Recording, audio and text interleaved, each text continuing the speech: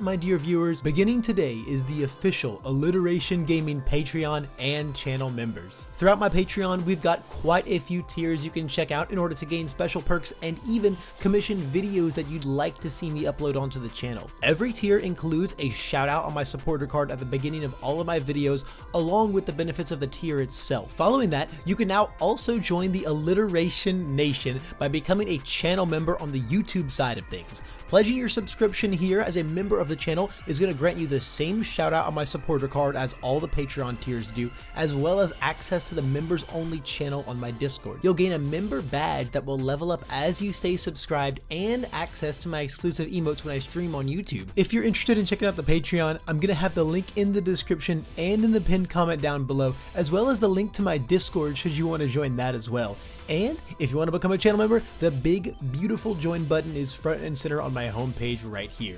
And if you do decide to support the channel in any way whatsoever, know that I am unimaginably grateful, and I can't wait to provide you with even more top-notch content at my trademark top speed. Now, let's get on to the video. Welcome my dear viewers to another Alliteration Gaming video. My name is Levi, and today we're going to be doing a deck profile on Mina Ashido 1 on the Chaos symbol. Mina Ashido 1 is a character that I've pretty much been toying around with ever since the beginning of the game. The second she came out, she was one that I really wanted to mess with, and she was also kind of like the first real deck that I built in this game, translating over from like playing like the Kiri 1 set 1 meta, where that deck just kind of like held your hand, walked you across the street, spoon-fed your food to you, played the game for you.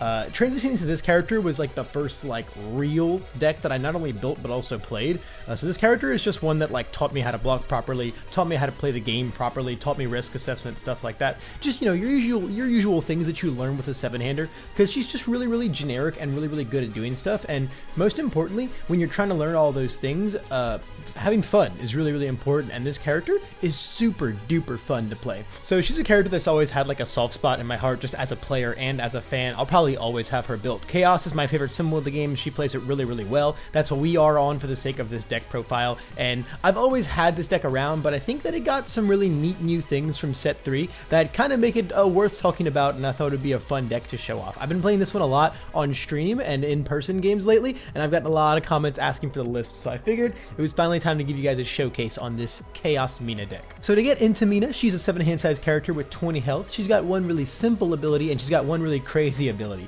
Her enhance is really self-explanatory. +1 speed to all your moves is very nice, and then getting a little bit of heal out of it as well is also extremely nice.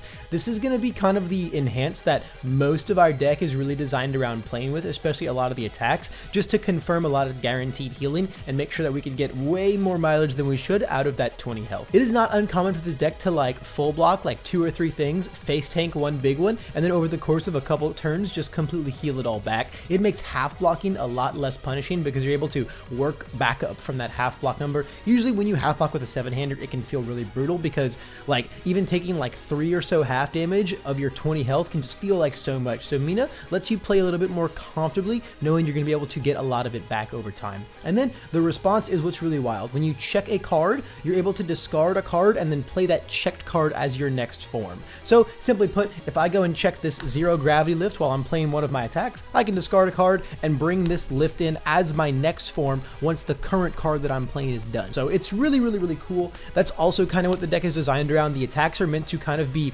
always good all the time, like you're just never unhappy to like rip a random one off the top because it's probably going to give you value when you play it. And then your foundations, you can play a lot of like cool tech pieces or just a lot of like stable 3-ofs because you're probably going to see them at some point across the game.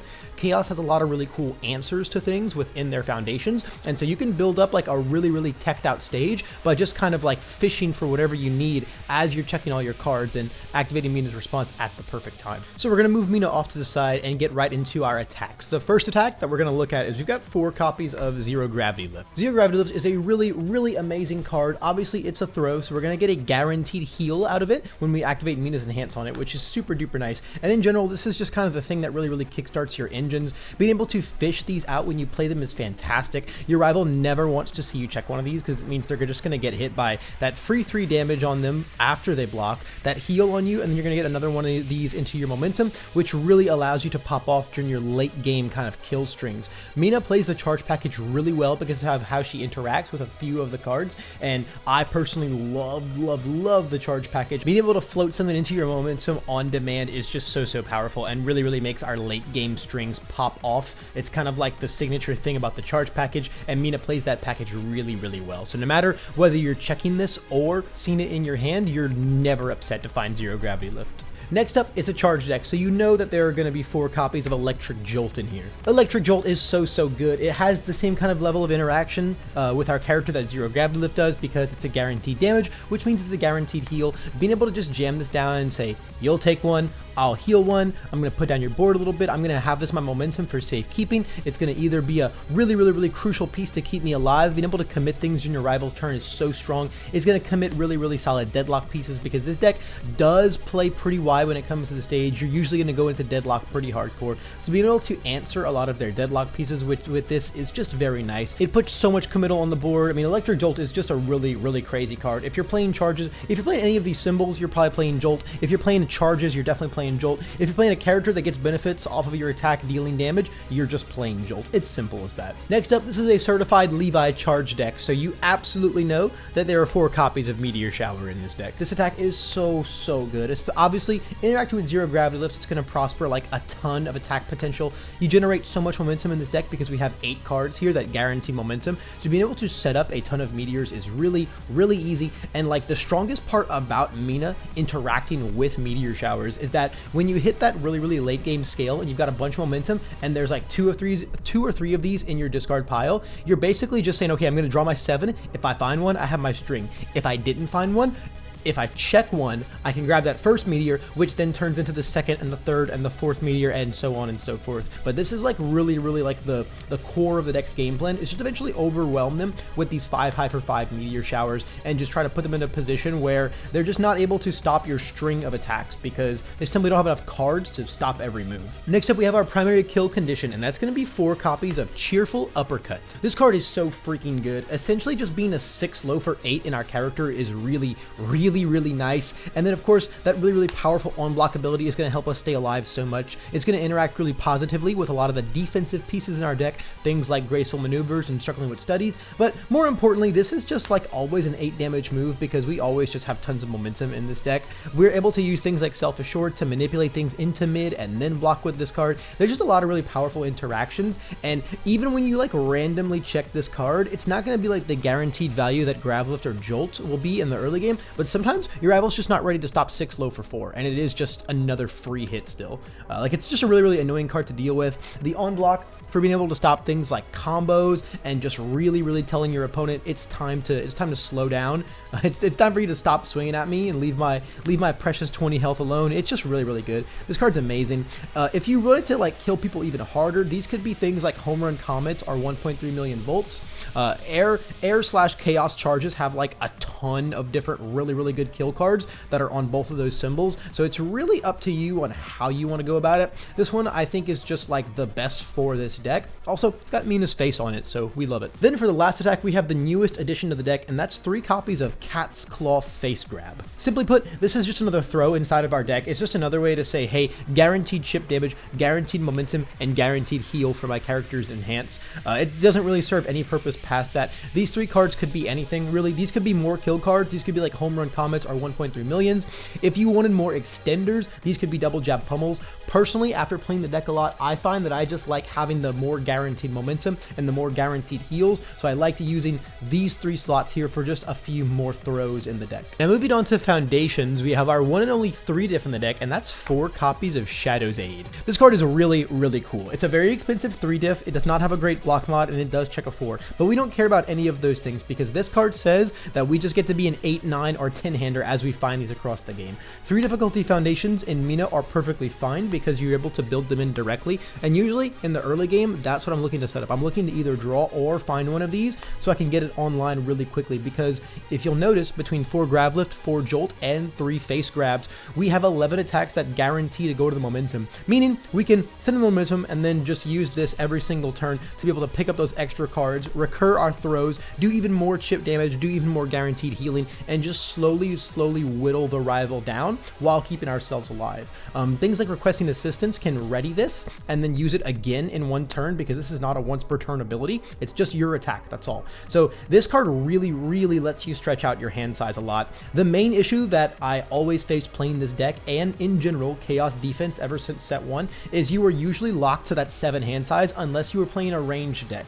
If you're playing a ranged deck, you got to play Heat Wave, which means you get to go a lot further. But if you're trying to play all of these really cool charges, you are pretty much just locked into having 7 cards. But this card, along with things like Chivalrous Competitor, really lets you push your hand size a lot further now. Next up, speaking of Chaos Defense, we have 4 copies of Graceful Maneuvers. This card's amazing. This card is just our generic speed reduction here.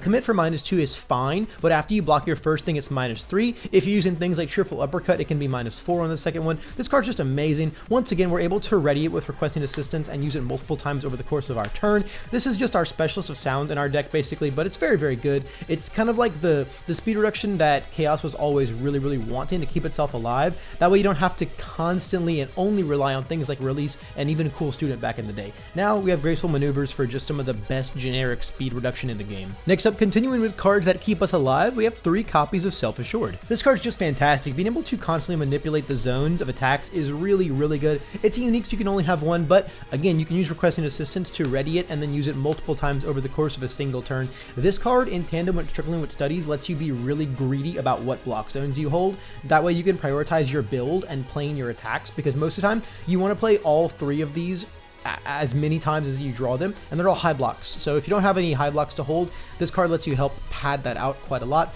It lets you turn things into mid for Cheerful Uppercut. If you choose to play Ice Storms in that tech slot, you could also change things to mid and then full Breaker 2 block them with this card. It's just really good. Guys, we got 3 copies of Villains Defeated inside of our deck. Villains Defeated is like actually just one of my favorite cards in the game. I think this card is so good. Being able to deny things like jolts and throws going into their momentum is so nice. Being able to half block things and then probably heal most of the half damage back and deny them their momentum is just so good. Being able to protect yourself from hand discarding is also good. This card's just very fantastic. It's really well statted. Again, when you're healing, the more you can heal, the more powerful it is, because the big difference is getting back to a state where you can actually take full attacks again. So being able to just stack up your healing and stop them from getting those important momentum resources that can threaten you, it's just really good. I'm always a big advocate for Villains Defeated in any decks on these 3 symbols. Speaking of denying our opponent things, we got 3 copies of Irrefutable Force of Nature in this deck. This is just one of the most staple cards. I slept on this card for a really long time, but there's a lot of really scary Earth, Fire, and Water foundations right now.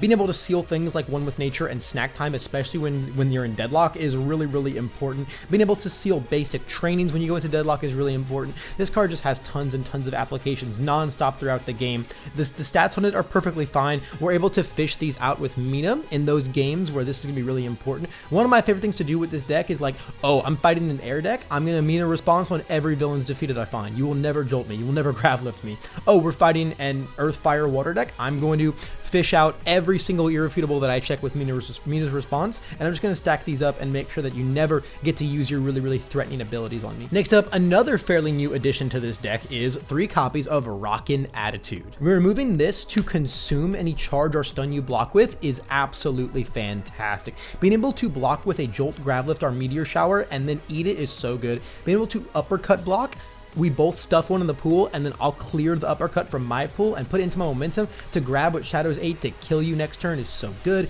And being able to instantly block with Jolt and then commit one of their things down can really mess up kill turns when they've like already calculated how they're going to kill you. You commit that one foundation that was an integral part of that plan, and now they are in a really bad position. This card's just very good. Like I was saying earlier, you always want to like play every Jolt, Grab Lift you see.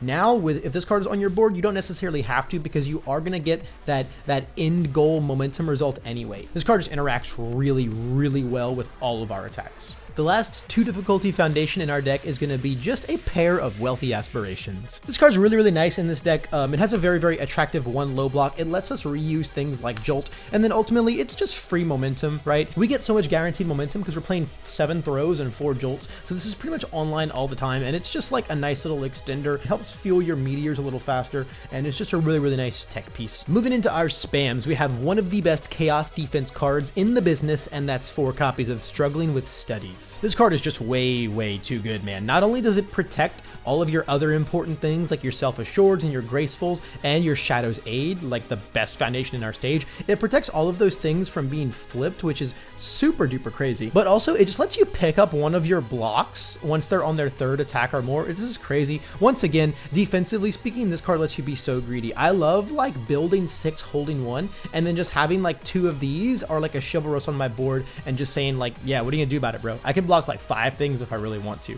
It's so darn good. This card's actually just insane. The fact that it's like a spam and a low block is just nuts. This card's just like a 4-of staple in pretty much all of these symbols, no questions asked. The other 1 difficulty foundation in our deck is also quite ludicrous. We've got 4 copies of Chivalrous Competitor. This card's just amazing. Again, having 8 cards in total in tandem with Struggling with Studies that protect your foundations from being flipped is really good. This one also protects them from being destroyed. It's just so powerful having that much blanket protection of your board. The big thing about Chaos defense is it's very reliant on its stage. You need your release up, you need your Graceful, your Self-Assured, your Struggling with Studies. You need all of those things up to make sure that you can do these crazy blocking patterns, and these cards in tandem with each other just let you keep that stage together. And then also we can just both draw a card. When your rival is like, this card is so good for backswinging when they like really commit out to try and kill you, they fail, and then it just says, well, you can't block anything anyway, so it doesn't matter that I give you cards, you just get to draw totally for free cards. It's very good. Moving into our zeros, we are of course playing 4 copies of the almighty Release. This card is just loco, man. Release is just the ultimate survival tool. Destroy any of your foundations for a +2 check to your block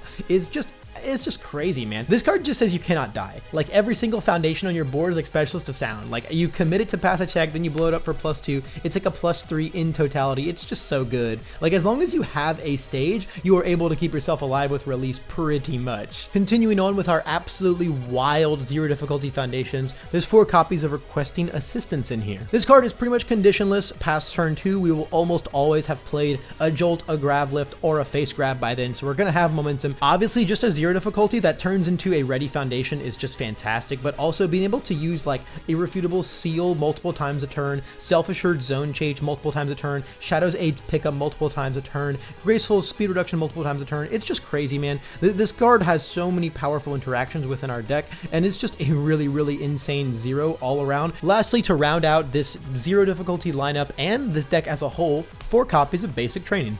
Basic Training is just another super powerful 0 difficulty foundation, man. Being able to give +1 damage to anything once per turn is really good. Obviously, when you send down the Grab Lift, it becomes 7 damage, which means on the half block it deals 1 more up as a throw. When your rival has to go into deadlock, the response is absolutely insane. 1 speed to every one of your things is nuts, and a lot of the times they do have to go into deadlock because with the crazy defensive stages that this foundation lineup can put together, it can be really hard to kill this deck on 10 or fewer foundations. So a lot of times to really threaten you, they have to go into deadlock, and that's when you just get to really punish them with things like Basic Training. And that's gonna be a wrap, guys, on my charge-based Chaos Mina Ashido 1 list. I think this list is super duper fun. This character is very fun. There's so many fun, cool, exciting moments when you check the right thing at the right time. It's really a blast to play. I think this is a really good like beginner deck if you're trying to learn like 7-handers. This deck just does a lot of the easy blocking shenanigans for you within Chaos's defense, but also teaches you some really good fundamentals as well, having to protect this 20 health character. If you want to give this deck a shot for yourself, I'm going to have the link to it on UVS Ultra